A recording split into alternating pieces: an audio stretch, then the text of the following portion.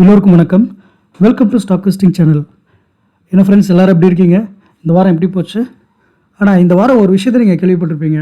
எங்கே பார்த்தாலும் ஒரே பேச்சு, குவாண்டம் மியூச்சுவல் ஃபண்டை பற்றி. ஊரெல்லாம் முன் பாட்டுத்தான் உள்ளத்தை மீட்டுது அப்படிங்கிற ரேஞ்சில் எங்கே பார்த்தாலும் குவாண்ட் மியூச்சுவல் ஃபண்ட் பற்றின பேச்சு தான். எங்கே உள்ளத்தை மீட்டுது, எல்லோரும் பயமுறுத்தி நிறைய இன்வெஸ்டர் பேனிக்கில் இருக்காங்க. பாதி பேர் வித்துட்டு வெளியே வராங்க. இந்த மாதிரிலாம் விஷயங்கள் நம்ம கேள்விப்பட்டுட்டு இருந்தோம். சரி, இதை பற்றின டாப்பிக்கை நமக்கு கண்டிப்பாக பேசி ஆகணும் நம்ம சப்ஸ்கிரைபருக்கு அப்படிங்கிறதுனால தான் இந்த டாபிக் நம்ம எடுத்திருக்கோம். தம்ப்நெயிலில் பார்த்த மாதிரி குவாண்ட் மியூச்சுவல் ஃபண்டில் நடந்த ஸ்கேம், செபியோட ரைடு, ஃப்ரண்ட் ரன்னிங் இஷ்யூ அப்படின்னா என்ன, அதை பற்றி பார்க்கலாம். அதுக்கப்புறம் இதனால் முதலீட்டாளர்களாக நமக்கு, இன்வெஸ்டராக நமக்கு என்ன பிரச்சனை, நாம் இதை எப்படி ஹேண்டில் பண்ண போகிறோம், என்ன முடிவு எடுக்கலாம், என்ன மாதிரிலாம் திங்க் பண்ணலாம் அப்படிங்கிறத பற்றி பார்க்க போகிறோம். இதனால் இதுக்கு முன்னாடி இதுமாதிரி நடந்திருக்கா, அதையும் நம்ம பார்க்கலாம். இதனால் இந்த கம்பெனிக்கு என்ன பிரச்சனை, இது எல்லாத்தையுமே அலசி ஆராயலாம் இந்த பதிவில். வாங்க, ஜோக்ஸ் அப்பார்ட், உள்ள டைரெக்டாக போயிடலாம். First, quant mutual fund. Quant mutual fund பார்த்திங்கன்னா ஏற்கனவே நிறைய பாப்புலரான மியூச்சுவல் ஃபண்ட்ஸ் நிறையா இருக்குது இந்தியாவில். எல்லாருக்கும் தெரியும். HDFC, ICICI பேங்க், டாட்டா, இது எல்லாம் கோட்டக், இதை இவங்க எல்லாரையும் தூக்கி சாப்பிட்டு ஒரு குறுகிய காலத்தில் ஒரு சூப்பர்பான ஃபண்டு, சூப்பர்பான ஏஎம்சியாக மேலே வந்தது தான் இந்த குவாண்ட். இந்த குவாண்ட் மியூச்சுவல் ஃபண்ட் அவங்களுடைய ஸ்கீம்ஸ் எதுவாக இருக்கட்டும், quant active fund, quant large and mid cap fund, small cap fund, எல்லா ஃபண்டுமே டாப் லிஸ்ட். டாப் 3 எடுத்திங்கன்னா அதில் குவாண்ட் கண்டிப்பாக இருக்கும்.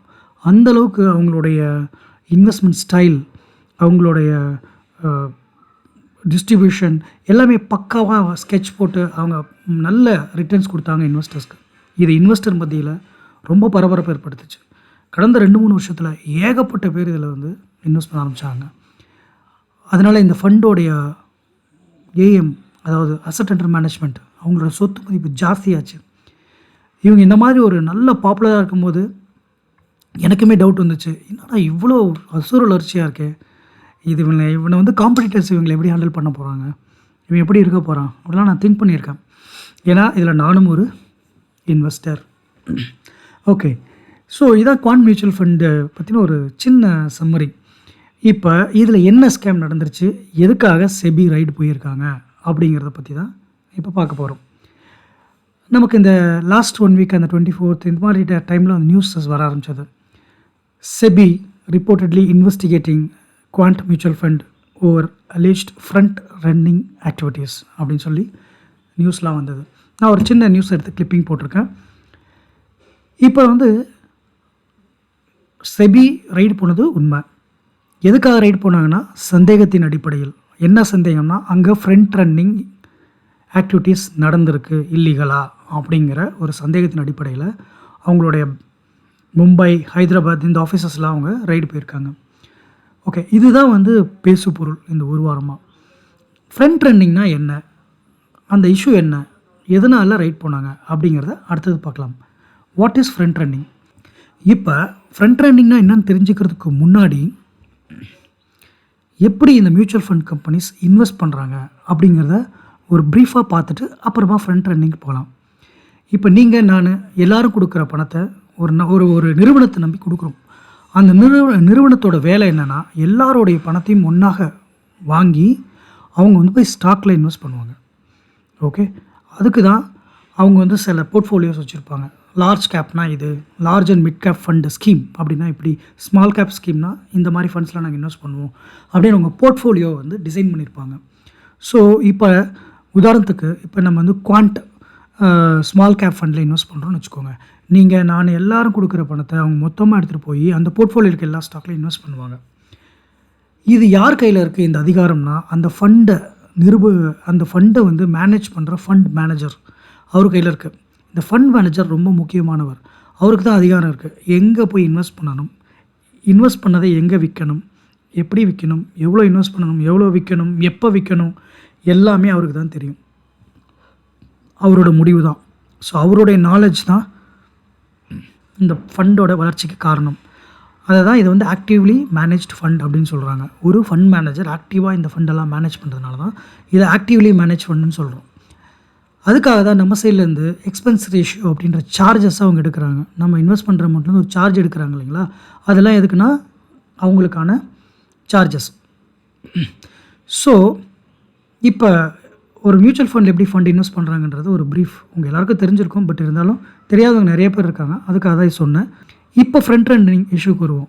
ஃப்ரண்ட் ரன்னிங் இஷ்யூ எப்போ வரும்னா, இந்த மியூச்சுவல் ஃபண்டை மேனேஜ் பண்ணுற ஃபண்ட் மேனேஜர் ஒரு ஸ்டாக்கை வாங்க போகிறாருன்னா அவர் எங்கே போய் வாங்குவார்? அவங்களுக்கு ஒரு புரோக்கர் இருப்பாங்க. இப்போ நம்மளும் வந்து இப்போ Zerodha, Angel One, Groww app, இந்த மாதிரி நிறைய ஐசிஐசி டைரக்ட், இந்த மாதிரி நிறைய புரோக்கர்ஸ் இருக்காங்க இல்லைங்களா, அவங்க பிளாட்ஃபார்ம் மூலிமா தான் நம்ம போய் ஸ்டாக்கை பர்ச்சேஸ் பண்ணுறோம். அதே மாதிரி இவங்களும் ஒரு பெரிய டீலர் மூலிமா தான் டீலிங் பண்ணுவாங்க. ஸ்டாக் வாங்குறதா இருக்கட்டும், விற்கிறதா இருக்கட்டும். நம்மலாம் வந்து 100 குவான்டிட்டி, 200 குவான்டிட்டி, 1000 குவான்டிட்டி இப்படி வாங்குவோம்.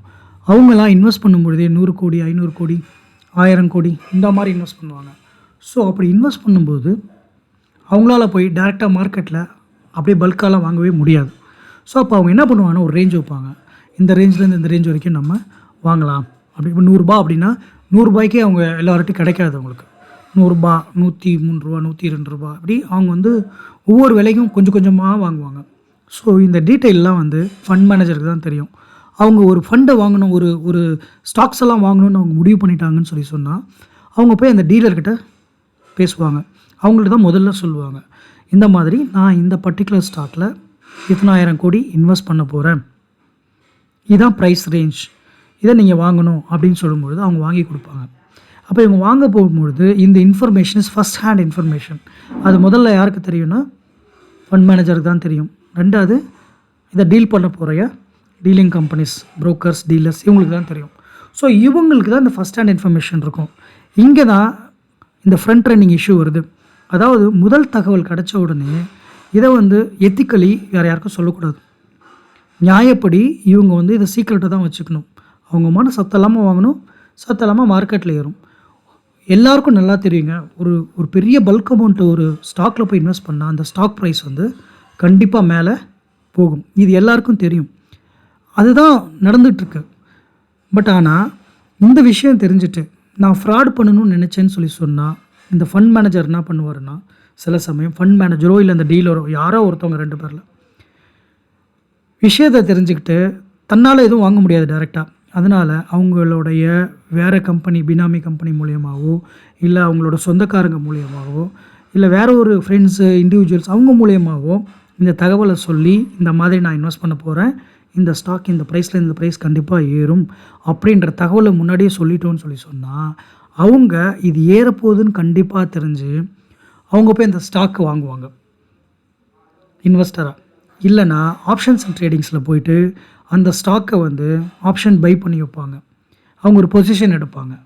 ஸோ இங்கே இப்போ ஃபார் எக்ஸாம்பிள் இப்போ நான் தான் ஃபண்ட் மேனேஜர் அப்படின்னா நான் என்னுடைய தம்பியோ யார்கிட்ட சொல்லி இந்த மாதிரி ஏறப்போகுது அப்படின்னு ஒரு இன்ஃபர்மேஷன் கொடுத்துட்றேன். அவர் என்ன பண்ணுறாருன்னா போய் அந்த ஸ்டாக்கை ஆப்ஷன் பையில் ஒரு பெரிய அமௌண்ட்டை ஒரு 100 கோடி ரூபா மதிப்புள்ள மாதிரி ஒரு பல அக்கௌண்ட்ஸ் வச்சு அவங்க ஏதோ பொசிஷன் பில்ட் பண்ணிடுறாங்க.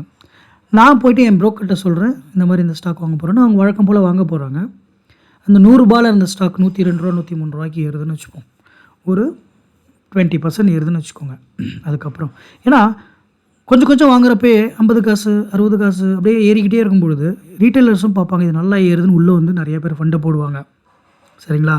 அப்போ இந்த ஸ்டாக் மார்க்கெட்டில் இருக்க எல்லோரும் போய் அதில் இன்வெஸ்ட் பண்ண ஆரம்பிப்பாங்க. ஆட்டோமேட்டிக்காக அந்த ஃபண்டு இன்னும் கொஞ்சம் மேலே ஏறும். ஸோ நல்லா மேலே ஏறி இவங்களோட இன்வெஸ்ட்மெண்ட் எல்லாம் முடிஞ்சிடும். இப்போ நான் வந்து ஒரு 100 கோடி இன்வெஸ்ட் பண்ணோம்னா அந்த 100 கோடி இன்வெஸ்ட் பண்ணி முடித்த உடனே அந்த ப்ரைஸ் பார்த்திங்கன்னா ஒரு நல்ல லெவலில் ஏறி இருக்கும். அந்த சைடில் பார்த்திங்கன்னா அவங்க ஏற்கனவே ஆப்ஷன் பை பண்ணி வச்சுருப்பாங்க. அவங்க என்ன பண்ணுவாங்கன்னு சொன்னால் கரெக்டாக அந்த லாபம் வந்தோடனே அவங்க ப்ராஃபிட் புக் பண்ணுவாங்க. இல்லைனா ஏற்கனவே இன்வெஸ்ட் பண்ணியிருந்தாங்கன்னா அவங்களும் ப்ராஃபிட்டை புக் பண்ணுவாங்க. ஸோ இதுதான் வந்து ஸ்கேம். இதுக்கு பேர் தான் front running issue, front running case அப்படின்வாங்க. ஆக்டிவிட்டி ஃப்ரண்ட் ரன்னிங் ஆக்டிவிட்டினா முன்னாடியே தகவலை தெரிஞ்சுக்கிட்டு இவங்க வாங்குறதுக்கு முன்னாடியே அவங்க போய் வாங்கி இங்கே ப்ரைஸ் ஏறதுக்கு முன்னாடியே அவங்க போய் முன்னாடி ஓடி போய் வாங்குறது அப்படின்றது தான் இதுக்கு அர்த்தம். முன்னாடியே போய் எல்லாத்தையும் செஞ்சு வச்சுட்டு கரெக்டாக லாபத்தை புக் பண்ணிவிட்டு வர்றது. இந்த மாதிரியான விஷயங்கள் குவாண்ட் மியூச்சுவல் ஃபண்டில் நடந்திருக்கிறதாக ஒரு சந்தேகம் எழுப்பப்படுகிறது. இந்த அடிப்படையில் தான் செபி வந்து குவாண்ட் மியூச்சுவல் ஃபண்டுக்கு ரைடு போயிருக்காங்க. குவாண்ட் மியூச்சுவல் ஃபண்ட் என்ன பண்ணாங்கன்னா, இது தெரிஞ்சுக்கிட்டு அவங்கக்கிட்ட இருக்கிற எல்லா போர்ட்ஃபோலியோ இன்வெஸ்டர்கிட்டையும், இப்போ நானும் ஒரு இன்வெஸ்டர் தான், எனக்கும் மெயில் வந்தது.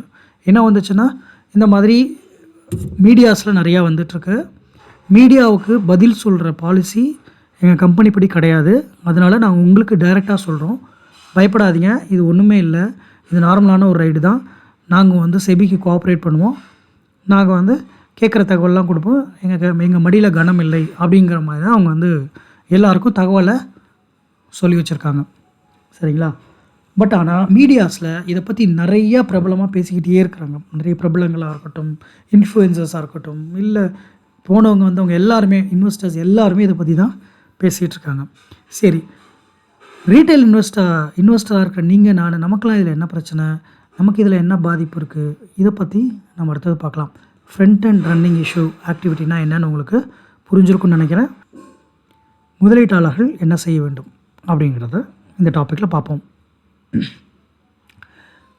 நம்மளாம் வந்து ஒரு கம்பெனியை நம்பி, ஒரு நிறுவனத்தை நம்பி தான் பணத்தை மாதம் மாதம் எஸ்ஐபியில் கொடுக்குறோம். என்ன கொடுக்குறோம்?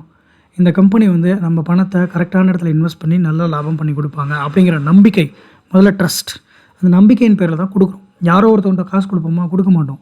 ஏன் வந்துட்டு கொடுக்குறோன்னா, இவன் செபியில் ரெஜிஸ்டர்ட் ஆகிருக்கான். அதுக்கு தான் ஒரு ஸ்கீம் டாக்குமெண்ட் படிக்கிறப்ப நான் நிறைய வாட்டி என்னோடய மியூச்சுவல் ஃபண்டை பற்றின ஒரு வீடியோவில் கூட சொல்லியிருக்கேன். யார் ஃபண்ட் மேனேஜர்ன்றதை பார்க்கணும், ஏன்னா அவர் கையில் தான் எல்லாமே இருக்குது. அவர் வந்து எத்திக்கலான பர்சனாக இருக்கணும், நியாயமான நபராக இருக்கணும், திறமையானவராக இருக்கணும் அப்படிங்கலாம் நான் பேசியிருப்பேன். எதுக்குன்னா இதுக்கு தான், அவங்க நியாயமாக நடந்துக்கணும். இங்கே நடந்துக்கலன்ற மாதிரி தான் கம்ப்ளைண்ட். சரி, இதனால் நமக்கு என்ன லாபம் நட்டம் அப்படின்னு பார்த்தீங்கன்னா, இந்த தகவல் தெரிஞ்சு யாரோ ஒருத்தவங்க உள்ளே போய் லாபம் பண்ணியிருக்காங்க. பட் இன்வெஸ்டராக நமக்கு என்ன? இந்த ஃபண்டுலேருந்து ஃபண்டு நாளைக்கு கீழே விழுந்து திவாலாயிடுமா அப்படிலாம் சந்தேகம் வரும். அப்படிலாம் ஒன்றுமே நடக்காதுங்க. என்ன கேட்டிங்கன்னா, இது ரெண்டும் வேறு வேறு ட்ராக். ஃபண்டு இயங்கிக்கிட்டே இருக்கும், அதுவான போகிற போக்கில் போயிட்டுருக்கோம். ஏன்னா ஃபண்டை வந்து ஃபண்டு மேனேஜர் கையில் வச்சுக்கல, அவர் ஏற்கனவே ஸ்டாக்ஸில் இன்வெஸ்ட் பண்ணியிருப்பார். ஹெச்டிஎஃப்சிலேயோ, ரிலையன்ஸ்லேயோ, அதானிலேயோ, இவங்க போர்ட்ஃபோலியோவில் இதெல்லாம் இருக்கும். அங்கங்கே ஸ்டாக்கில் பிரித்து இத்தனை பர்சன்ட், 4%, 3% அவங்க பிரித்து ஏற்கனவே இன்வெஸ்ட் பண்ணியிருப்பாங்க. ஸோ நம்ம பணம் வந்து இவங்க கையில் இருக்காது, வேறு கம்பெனியில் இருக்கும். அந்த கம்பெனிங்கெல்லாம் நல்லா தானே போயிட்டுருக்கு, அது க்ரோ ஆகிட்டே தான் இருக்கும். இதில் என்ன விஷயம்னா, இவங்க நியாயமாக நடந்துக்கல, இந்த தகவலை கசியை விட்டு இன்னொருத்தவங்க சம்பாதிக்கிறதுக்கு, இவங்களே சம்பாதிக்கிறதுக்கு இவங்க இந்த இன்சைடர் ட்ரேடிங்னு ஒன்று சொல்லுவாங்க பார்த்தீங்களா, உள்ளே இருக்கிறவனே எல்லா விஷயம் தெரிஞ்சுக்கிட்டு ட்ரேட் பண்ணுறது தான் இன்சைடர் ட்ரேடிங். அது மாதிரியாக தான் உள்ளே இருக்கிற தகவலை வெளியாள்கிட்ட சொல்லி, வெளியில் இருக்கிறவன் போய் இவங்களுக்கு பிகாஃபாக அவன் போய் இவனுக்கு முன்னாடியே ஓடி போய் எல்லாத்தையும் பண்ணி லாபம் பார்க்குறது தான் இந்த ஃப்ரண்ட் அண்ட். இதனால் யாரோ ஒருத்தன் லாபம் அடைகிறான், நமக்கு என்னென்னா நமக்கு எந்த நட்டமும் கிடையாது. இன்வெஸ்டரை நம்ம முதல் பாயிண்ட், பேனிக் ஆகாதீங்க, அதாவது பயப்படாதீங்க, தைரியமாக இருங்க. நம்ம கோல்ஸ், நம்ம வந்து ஒரு குழந்தைங்களோட படிப்புக்காக இருக்கட்டும், அவங்களுடைய திருமணம், இல்லைனா அவங்களுடைய வேறு எந்த விஷயங்கள், பிஸ்னஸ்க்காக இருக்கட்டும், ஒரு லாங் டேர்ம் கோலுக்காக சில எஸ்ஐபி நம்ம போட்டுட்ருப்போம். அதை நீங்கள் பிரேக் பண்ணாதீங்க. இந்த மாதிரி சின்ன சின்ன சலசலப்புக்கு மேபி கொஞ்சம் மார்க்கெட் லைட்டாக கரெக்ட் ஆகும், அந்த ஃபண்டு கொஞ்சம் கீழே விழுவோம், அப்புறம் திரும்பி மேலே போய்டும். சரிங்களா? இதுக்காக போய்ட்டு நான் ஒரு 5 வருஷமாக இந்த கம்பெனியில் போட்டுட்ருக்கேன், சேர்த்து வச்சிட்ருக்கேன், திடீர்னு இந்த மாதிரி வந்துருச்சு, நான் போய் எல்லாத்தையும் எடுக்க போகிறேன், பிரேக் பண்ண போகிறேன்னு உங்களுடைய காம்பவுண்டிங் எஃபெக்ட்டுக்கு எந்த தடையும் போடாதீங்க. அது மாதிரி இருக்கட்டும், கொஞ்சம் லைட்டாக கரெக்ஷன் ஆச்சா கொஞ்சம் பை பண்ணுங்கள். ஏன்னு கேட்டிங்கன்னா, இந்த ஃபண்டெல்லாம் குவாண்ட்டுங்கிற ஒரு கம்பெனிகிட்ட இருக்க போகிறதில்ல, அவங்க கிட்டே போன உடனே ஸ்டாக்குக்கு போயிட போகுது. அதனால் இது ஒரு இன்டெரக்டாக ஸ்டாக்கில் நம்ம இன்வெஸ்ட் பண்ணுறது தான் இந்த மியூச்சுவல் ஃபண்ட் ஸ்கீம்ஸ். ஸோ தைரியமாக இருங்க, முதல் பாயிண்ட். ரெண்டாவது பாயிண்ட், இல்லை எனக்கு எத்திக்ஸ் ரொம்ப முக்கியம், ஒரு ஃபண்டு மேனேஜரை இது கரெக்டு தான், ஃபண்டு மேனேஜரை வச்சு தான் நான் நம்பி கொடுத்தேன், அவர் சரியில்லைன்னா நான் உடனே மூவ் பண்ணி வேறு ஃபண்டு மேனேஜருக்கு நான் போய் இன்வெஸ்ட் பண்ணிக்கிறேன், எனக்கு கொஞ்சம் பயமாக இருக்குது அப்படின்னு நினைக்கிறவங்க, உங்களோட விருப்பம், தாராளமாக நீங்கள் வந்து ப்ராஃபிட்டை புக் பண்ணிவிட்டு வேறு இடத்துக்கு காலி பண்ணிவிட்டு போகலாம். அதுவும் உங்களோட விருப்பம் தான், அப்படியும் செய்யலாம். வேறு என்ன செய்யலாம் அப்படின்னு பார்த்தீங்கன்னா, ஒரு இனிஷியலாக இது கொஞ்சம் கரெக்டாக ஆகிற வரைக்கும் கொஞ்சம் ப்ராஃபிட் எல்லாம் புக் பண்ணி வச்சுக்கிட்டு, கொஞ்சம் கீழே வந்துச்சுன்னா கொஞ்சம் எல்லாம் சரி கட்டின உடனே திரும்பி இன்வெஸ்ட் பண்ணலாம். ஆனால் இது எல்லாத்தையும் எப்போ பண்ணணுன்னா, ஒரு கான்க்ரீட்டான ஒரு இன்ஃபர்மேஷன் கிடைச்சா தான் நம்ம செய்யணும். இது வரைக்கும் அந்த மாதிரி இன்ஃபர்மேஷன் எதுவும் கிடைக்கல. என்னன்னு சொன்னீங்கன்னா, செபி வந்து இப்போ தான் ஆரம்பிச்சிருக்காங்க. அவங்க ரைடெல்லாம் முடிச்சுட்டு அவங்க சொல்லுவாங்க என்ன ஏதுன்னு. அப்போ நம்ம வந்து ஒரு முடிவு எடுத்துக்கலாம். இப்போதைக்கு அது வரைக்கும் என்னை கேட்டால் அதை பற்றிலாம் நம்ம கவலைப்பட வேணாம். அப்படியே வேடிக்கை பார்க்கலாம். ஓகே. இப்போ நானும் இன்வெஸ்டர் தான். என்னோடய இதில் வந்து ஒரு 3 மியூச்சுவல் ஃபண்ட் வந்து ஸ்கீம் வந்து குவாண்ட்டில் தான் இருக்குது. நானும் பயப்படலை. இதை நான் வாட்ச் பண்ணுறேன். வேடிக்கை தான் பார்ப்பேன். என்ன நடக்குது அப்படின்னு நான் பொறுத்து தான் பார்ப்பேன். அவசரப்பட்டு போய் நான் என்னுடைய ஃபண்ட்ஸில் கை வைக்க மாட்டேன். ஸோ முதலீட்டாளர்கள் என்ன செய்வேன்னா இதான் செய்யணும். நான் அதான் செஞ்சுருக்கேன். நான் உங்களை செய்யுங்க அப்படின்னு சொல்கிற வீடியோ இது கிடையாது. ஏன்னா நான் செபி ரெஜிஸ்டர்ட் அட்வைசர் கிடையாது. நான் யாருக்கும் அட்வைஸ் பண்ணலை. என்னென்ன ஆப்ஷன்ஸ் இருக்குது, எப்படிலாம் நம்ம திங்க் பண்ணலான்றதை நான் சொன்னேன். நான் என்ன செய்ய போகிறேன்னு சொல்லியிருக்கேன். நீங்கள் என்ன செய்யணுன்றதை நீங்கள் தான் முடிவு பண்ணணும். இல்லைனா ஒரு செபி ரெஜிஸ்டர்ட் அட்வைசரை போய் கனெக்ட் பண்ணி காண்டாக்ட் பண்ணி அவர்கிட்ட அட்வைஸ் கேளுங்க. அதுதான் கரெக்ட். இதுக்கு முன்னாடி இது மாதிரி எதாவது நடந்திருக்கானா? நிறைய நடந்திருக்கு. சமீபத்தில் கூட ஆக்சிஸ் மியூச்சுவல் ஃபண்டில் இது மாதிரி ஒரு விஷயம் நடந்துச்சு. அதுலேயும் அதே மாதிரி தான் ஃப்ரண்ட் ரன்னிங் கேஸ் இருந்துச்சு. அதனால் அவங்களுடைய இப்போ வைஸ் பிரசிடெண்ட்டாக இருந்த ஒரு வீரேஷ் ஜோஷின்றவரெல்லாம் வந்து அவங்க டிபார் பண்ணாங்க. அவங்க செபியோடைய கண்ட்ரோலில் கொண்டு வந்தாங்க. அது மாதிரி நிறைய பிரச்சனைகள் இருந்துச்சு. சரிங்களா? பட் ஆனால் ஆக்சிஸ் மியூச்சுவல் ஃபண்ட் அப்படி தானே இருக்குது. அந்த ஃபண்ட் மேனேஜர் தப்பு பண்ணால் அவரை பீனலைஸ் பண்ணுவாங்க, அவரை பனிஷ் பண்ணுவாங்க, அவரை தூக்கிட்டு வேறு யாருனா கொண்டு வருவாங்க. அவ்வளோதான் நடக்கும். பெருசாலாம் நடக்காது. இப்போ அதனால் ஆக்சிஸ் மியூச்சுவல் ஃபண்ட் வந்து காலி ஆகிடுச்சா, திவால் ஆகிடுச்சானா கிடையாது. அது மாதிரி போயிட்டுருக்கு. இன்னுமே ஆக்சிஸ் ஸ்மால் கேப் ஃபண்டு நல்லா ஒர்க் ஆகிட்டுருக்குன்னு சொல்கிறாங்க. ப்ளூ சிப் ஃபண்ட் நல்லா இருக்குன்றாங்க. ஸோ அது மாதிரி போயிட்டே தான் இருக்கும். ஸோ இந்த மாதிரி பாஸ் ஹிஸ்ட்ரிலாம் வச்சு பார்த்தோன்னு சொன்னால் என்னை பொறுத்த வரைக்கும் நான் குவாண்ட் மியூச்சுவல் ஃபண்டில் 3 ஸ்கீம் வச்சுருக்கேன். நான் ஒன்றும் பெருசாக பயப்படலை. அது மாதிரி கேஸ் அது தனியாக போயிட்டுருக்கட்டும். தவறு செஞ்சவங்க தண்டிக்கப்படுவாங்க. மீதியெல்லாம் பிஸ்னஸ் ரன் ஆகிட்டுருக்கும். நான் கவலைப்பட போகிறதில்ல.